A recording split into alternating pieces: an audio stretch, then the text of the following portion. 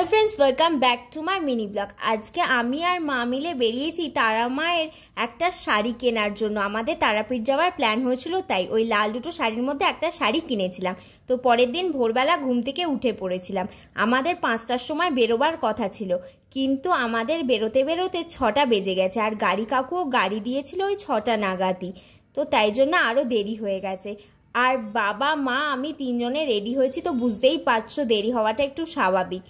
আর তারাপীঠ যাওয়ার রাস্তার অবস্থা সত্যি খুব খারাপ, তাই জন্য আমাদের আরও দেরি হয়েছে, কারণ অনেক জায়গায় রাস্তা বন্ধ ছিল, তো রাস্তাটা ঘুরিয়ে দিয়েছে। আর আমরা পৌঁছেছিলাম বেলা 12টার সময়, তখন মন্দির বন্ধ হব। তো সেই সময় পৌঁছেই আমাদের অনেক পান্ডাই গাড়ির সামনে এসে বলছিল।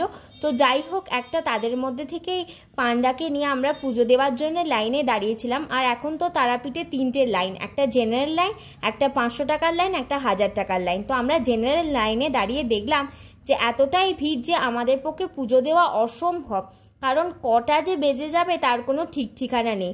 আর আমাদের তারাপীঠ থেকে শান্তিনিকেতন যাওয়ার প্ল্যানও ছিল, তাই সেই রিস্কটা আর নিলাম না।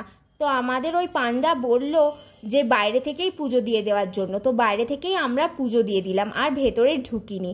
আর এবারে সব থেকে যে ব্যাপারটা খারাপ লাগলো সেটা হচ্ছে পান্ডারা ঢোকার সময় শাড়িটা যেহেতু মা দিয়েছিল সেটা নিয়ে টানাটানি করছিল, কারণ কোন পান্ডা কে নেবে। তো পুজোর পর এটা করতে পারতো, এটা সব থেকে খারাপ লেগেছে। আর আই লাভ তারাপীঠটা এবারে দেখলাম নতুন করেছে, কারণ আমি অনেক দিন যাইনি, সেই করোনার সময় গেছিলাম।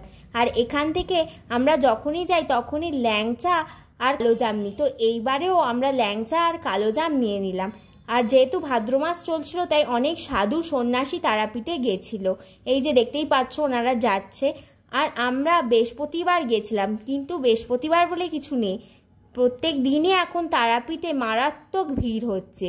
আমরা আগে ভাবলাম যে শনি রোববারই হয়তো ভিড় হবে, কিন্তু এবারে বৃহস্পতিবার গিয়ে দেখলাম না, বৃহস্পতিবারও ভিড় হয়েছে। আর দেখতেই পাচ্ছ দুদিকে দুটো স্টল বসেছে। তোমরা তো জানোই যে এইটা তারাপীঠে মন্দিরে ঢোকার মেন রাস্তা, পেছনের রাস্তাও আছে, তো এইটা সামনের রাস্তা। আর আমরা এই রাস্তার পুরোটা যাইনি, কারণ যেহেতু পুজো দেব বলে আমরা সকাল থেকে না খেয়েছিলাম, তাই প্রচণ্ড জোরে খিদে পেয়ে গেছিল। তো আমরা একটা নিরামিষের হোটেল খুঁজে সেই হোটেলেই যাই, যেহেতু পুজো দিয়েছি তাই জন্য নিরামিষ খাবো বলে। তো এই হোটেলটা খুবই ভালো ছিল, এখানে দিয়েছিল ভাত, কচু ভাজা, মিক্সড ভেজ, আলু পোস্ত, ডাল, পাতিলেবু, পাঁপড়, আর যত ইচ্ছে তোমরা ভাত বা তরকারিগুলো রিপিট করতে পারবে। আর দাম নিয়েছিল মাত্র 70 টাকা।